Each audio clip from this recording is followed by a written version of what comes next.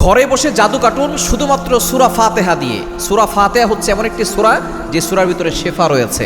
আপনি অনেক সময় দেখা যাচ্ছে যে কঠিন বড় রোগের ভিতরে আক্রান্ত হয়ে পড়েছেন, আপনি অনেক চিকিৎসা নিচ্ছেন, কোনো রিপোর্ট খুঁজে পাওয়া যাচ্ছে না, অথবা আপনার মাথা সবসময় ব্যথা করছে, অথবা আপনি আস্তে আস্তে শুকিয়ে যাচ্ছেন, আপনার চোখের নিচে কালো দাগ পড়ে যাচ্ছে, সংসারের ভিতরে অশান্তি হচ্ছে, এগুলো হচ্ছে জাদুটোনার লক্ষণ। এই লক্ষণগুলো যদি আপনার ভিতরে থাকে, আপনি অবশ্যই কবিরাজের কাছে যাবেন না। কবিরাজের কাছে গেলে অনেক সময় তারা আবার অনেক সময় জিন চালান করে আপনাকে বিপদে ফেলতে পারে। এজন্য আপনি ঘরে বসে জাদু কাটবেন। কোরআনের ভিতরে আল্লাহ তাআলা শেফা দিয়েছেন। নবীজি সাল্লাল্লাহু আলাইহি সাল্লামকে ব্ল্যাক ম্যাজিক করা হয়েছিল, কুফরি কালাম করা হয়েছিল।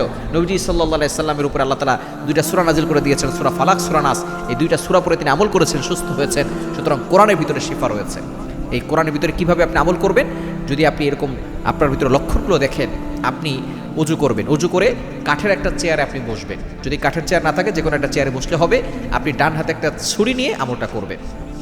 প্রথমে আপনি একবার আয়াতুল কুরসি পড়বেন, সূরা ইখলাস একবার, সূরা ফালাক একবার, সূরা নাস একবার। এটা পরে আপনি বুকে ফু দিবেন, হাতে ফু দিয়ে পুরো শরীরে হাতটাকে বুলিয়ে দিবেন, আপনার শরীর বন্ধ থাকবে।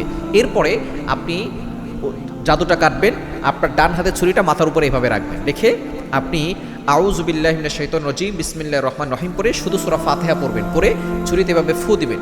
ফু দিয়ে এই ছুরিটা সোজা একেবারে কপাল থেকে নাক বরাবর, মুখ বরাবর, বুক বরাবর সোজা দুইবার মাঝখানে রাখবেন। আবারও ছুরিটা উঠিয়ে আবার এভাবে ধরবেন, ধরে আবারও শুধু সূরা ফাতিহা পড়বেন। পরে আপনি ছুরিতে ফু দিয়ে এভাবে সোজা টান দিয়ে, শরীরের সাথে টাচ না করে, স্পর্শ না করে, আপনি শুধু ছুরিটা টান দিয়ে নিয়ে যাবেন। এভাবে যদি আপনি 7 বার করেন, আপনার জাদু কেটে যাবে, ব্ল্যাক ম্যাজিক, কুফরি কালাম কেটে যাবে। নতুন করে কেউ যাতে করে জাদু করতে না পারে, এই ক্ষেত্রে আপনি অবশ্যই শরীর বন্ধ রাখবেন। 5 ওয়াক্ত নামাজ মাস্ট বি পড়বেন। নামাজ না পড়লে কোনো আমলে, কোনো তদবিরে কাজ হবে না। 5 ওয়াক্ত নামাজ পড়ে আপনি আয়াতুল কুরসি 4 কুল পরে বুকে ফু দিবেন, হাতে ফু দিয়ে পুরো শরীরে হাত বুলিয়ে দিবেন, শরীর বন্ধ থাকবে।